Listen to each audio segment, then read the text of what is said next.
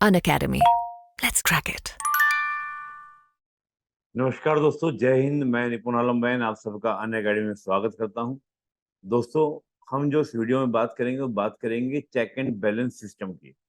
दोस्तों, हम Indian polity में बात करते हैं, भारतीय राज्य व्यवस्था में बात करते हैं, तो एक चेक एंड बैलेंस की बात होती है। और चेक एंड बैलेंस यानी कि जो हमारे गवर्नमेंट के तीनों बॉडीज हैं, तीनों जो अंग हैं, उनके बीच में चेक एंड बैलेंस क्या है, उसके बारे में दोस्तों हम लोग बात करते हैं, चर्चा करते हैं, डिस्कशन करते हैं। हम जब दोस्तों बात करते हैं चेक एंड बैलेंस की, तो जो गवर्नमेंट के तीनों अंग हैं, यानी कि जो सरकार के तीनों अंग हैं, विधायिका, कार्यपालिका, न्यायपालिका, उनके बीच में एक चेक एंड संतुलन, यानी कि चेक एंड बैलेंस की जांच करो और जांच करके संतुलन बनाओ, उसकी बात दोस्तों करेंगे। देखिए, जिस भी सिस्टम में सेपरेशन ऑफ पावर होगा, यानी कि जहां भी शक्तियों का पृथक्करण होगा, वहां ऑटोमेटिकली दोस्तों क्या होता है, चेक एंड बैलेंस तो होगा ही होगा। जैसे हम अमेरिका की बात करें, तो अमेरिका की दोस्तों जब हम बात करते हैं, यूएस की जब हम बात कर रहे हैं, तो यूएस में दोस्तों मैंने क्या बताया था आपको कि यूएस में सेपरेशन ऑफ पावर बहुत ही स्ट्रोंग है, बहुत ही मजबूत है। तो सेपरेशन ऑफ पावर जहां पर दोस्तों स्ट्रोंग है, तो वहां ऑटोमेटिकली क्या है, आपका चेक एंड बैलेंस भी दोस्तों क्या होगा, मजबूत होगा, स्ट्रोंग होगा। तो माना जाता है कि सेपरेशन ऑफ पावर का ही एक अंग चेक एंड बैलेंस रहता है। हम ब्रिटेन में दोस्तों बात करते हैं, तो ब्रिटेन में ना तो सेपरेशन ऑफ पावर है और ना ही वहां पर क्या दोस्तों आपका चेक एंड बैलेंस है, दोनों ही नहीं है। पर जब हम भारत की बात करते हैं, तो भारत में सेपरेशन ऑफ पावर उतना मजबूत नहीं है। क्योंकि आपने एक मैंने अलग से एक लेक्चर लिया था, आप देखिएगा, अपने एकेडमी की ही यूट्यूब चैनल पड़ा हुआ है, तो वहां मैंने सेपरेशन ऑफ पावर की दोस्तों बात की थी। तो वहां सेपरेशन ऑफ पावर हम भारत के में बात करते हैं, तो ज्यादा मजबूत नहीं, ज्यादा स्ट्रांग नहीं है। क्योंकि हम देखते हैं कि जहां न्यायपालिका और कार्यपालिका में separation of power clearly Bharat के संविधान के अनुच्छेद 50 में मेंशन है।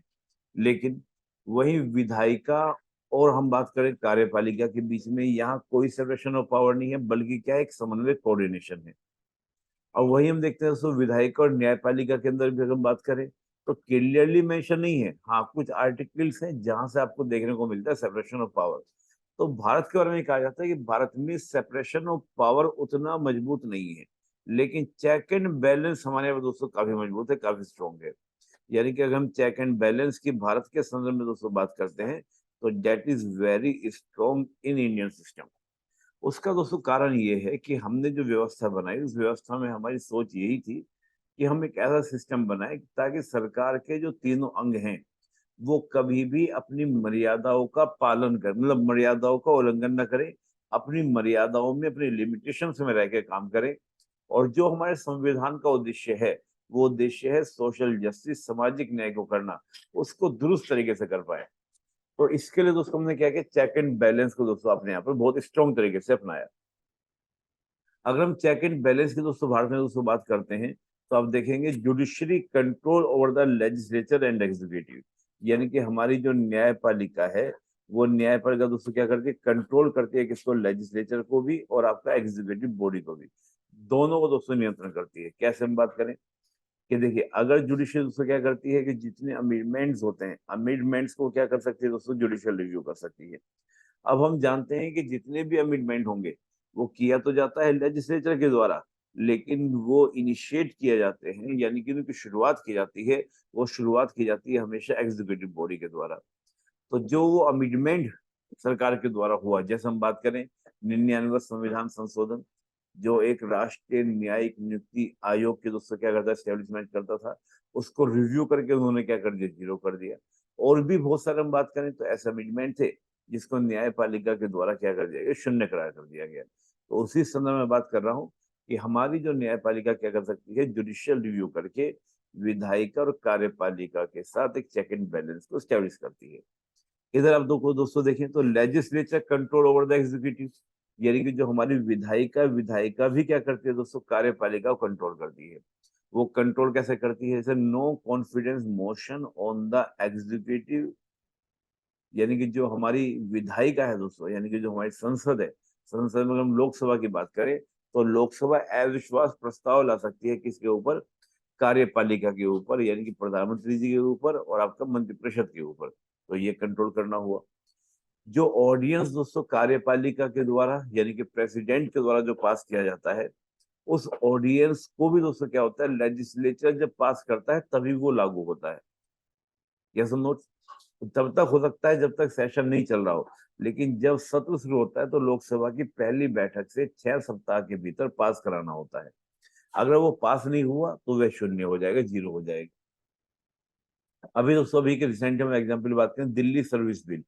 जब सुप्रीम कोर्ट ने दिल्ली सर्विस के ऊपर यानी कि जो आपका पूरा ब्यूरोक्रेसी के ऊपर डिसीजन दिया, उस डिसीजन को पलटने के लिए सरकार के द्वारा ऑर्डिनेंस लाया गया सेंट्रल गवर्नमेंट के द्वारा।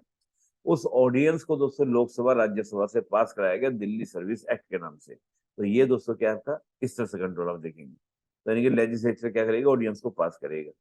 इम्पीचमेंट ऑन द प्रेसिडेंट, यानी कि प्रेसिडेंट पर दोस्तों महाभियोग लाकर, अब प्रेसिडेंट कार्यपालिका का हिस्सा है और प्रेसिडेंट के ऊपर अगर महाभियोग आता है वो लाती है कौन, संसद लाती है। इसके माध्यम से हम देखें विधायिका कंट्रोल करती है दोस्तों किसको, आपका एग्जीक्यूटिव यानी कार्यपालिका को। तीसरा दोस्तों हम देखें तो judiciary control over the parliament, यानी कि जुडिशरी का दोस्तों क्या होता है, आपका कंट्रोल रहता है, जुडिशरी कंट्रोल होती है किसके, पार्लियामेंट के द्वारा। ये क्या दोस्तों बात हुई, यानी कि न्यायपालिका को कंट्रोल करती है पार्लियामेंट, संसद। कैसे? रिमूवल ऑफ द जजेस, यानी कि जो जजेस का रिमूवल है, जजेस को जो हटाया जाना है, तो वो महाभियोग जैसी प्रक्रिया लाकर संसद क्या कर सकती है, हटा सकती है। वो बात अलग है कि आज तक किसी जज को हटाया नहीं गया, क्योंकि प्रक्रिया शुरू होने से पहले मोस्टली ने क्या किया, इस्तीफा दे दिया, रिजाइन कर दिया। एक बार दोस्तों चला भी था महाभियोग जैसी प्रक्रिया, आपने सुना भी होगा वी रामास्वामी के केस के अंदर, इसमें समिति ने दोषी भी ठहराया था, लेकिन जब वोटिंग का समय आया तो कांग्रेस वॉकआउट कर गई थी। तो लिहाजा लेकिन एक कंट्रोलिंग पावर तो है कि विधायिका जो है न्यायपालिका को क्या कर सकती है, कंट्रोल कर सकती है। तो ये कुछ उदाहरण मैंने आपको दिए, हालांकि और भी बहुत सारे उदाहरण हैं। तो हम ये देखेंगे कि भारत में जो चेक एंड बैलेंस है, यानी कि जो नियंत्रण संतुलन है, वो काफी मजबूत है, ताकि सरकार के तीनों अंग अपनी अपनी मर्यादाओं में रहकर बेहतर तरीके से काम कर सके, और ताकि जो मकसद है संविधान निर्माताओं का, और वो क्या, एक वेलफेयर स्टेट को, एक सामाजिक न्याय को सरकार के तीनों अंग में एक सामंजस्य बनाकर देश के विकास को सुनिश्चित करना, वो हो सके। तो दोस्तों ये था आपका चेक एंड बैलेंस। काफी जगह आपको उसकी आवश्यकता पड़ेगी, क्वेश्चन भी सीधे से मेंस में भी आए हैं चेक एंड बैलेंस को लेकर। दोस्तों अन अकेडमी पर अगर आप कोई भी दोस्तों कोर्स परचेज करना चाहते हैं तो आप निपुण 810, ये मेरा कोड है दोस्तों, आप इसका प्रयोग करें, निपुण NIPU निपुण 810 कोड को आप यूज करें, तो आपको दोस्तों काफी ज्यादा ऑफर जो है उनमें आपको डिस्काउंट मिल जाएगा। और अभी दोस्तों अन अकेडमी पे हमारी मासी मतलब एक अच्छी सेल चल रही है दोस्तों, जिसमें 50% तक का दोस्तों आपको क्या हर कोर्सेज पे क्या मिल रहा है, लाभ मिल रहा है, बेनिफिट मिल रहा है। तो ज्यादा से ज्यादा आप लाभ उठाएं और इस कोड को आप यूज करें। इस वीडियो में इतना ही, धन्यवाद, जय हिंद।